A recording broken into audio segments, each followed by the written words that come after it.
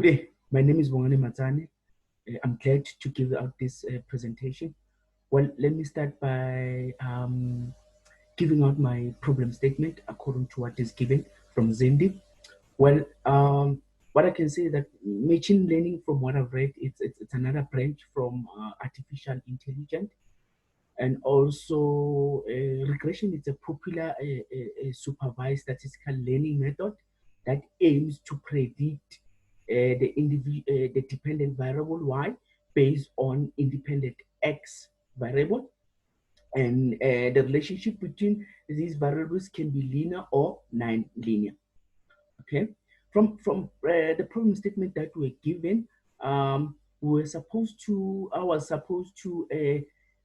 build a regression model that predict an accurate time arrival for the motorbike deliveries from a pickup point up to a delivery point. Okay, so there were three data sets that I've managed to download, which was a train, which will train our model, and also the testing data set, which is able to use to test our model.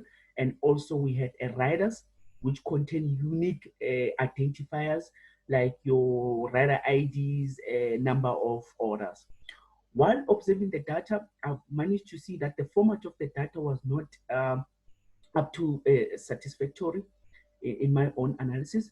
I've seen that most of the columns had spaces, also upper cases. So I had to make some changes on that to code it accordingly to remove those spaces and upper cases as well on that. Also, while observing the data, I've managed to see that there were missing values on the train and the testing data. Missing values were precipitation, under precipitation column, and also under temperature column as well.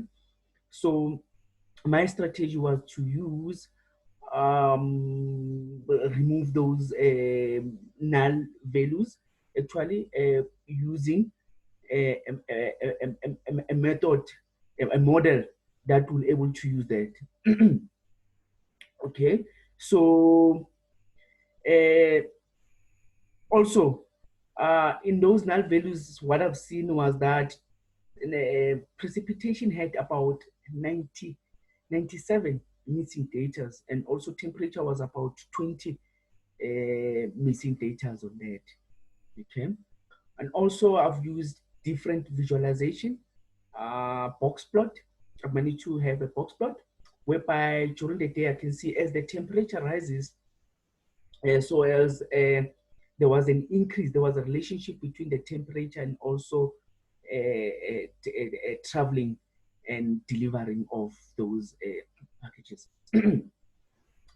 And also with ordering, while using histogram, I could see that in terms of ordering during the month, the ordering rate was spread out more like evenly.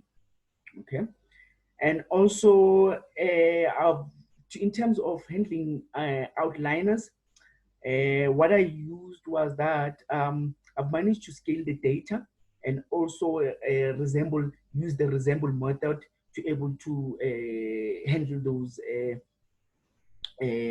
outliners on the data set.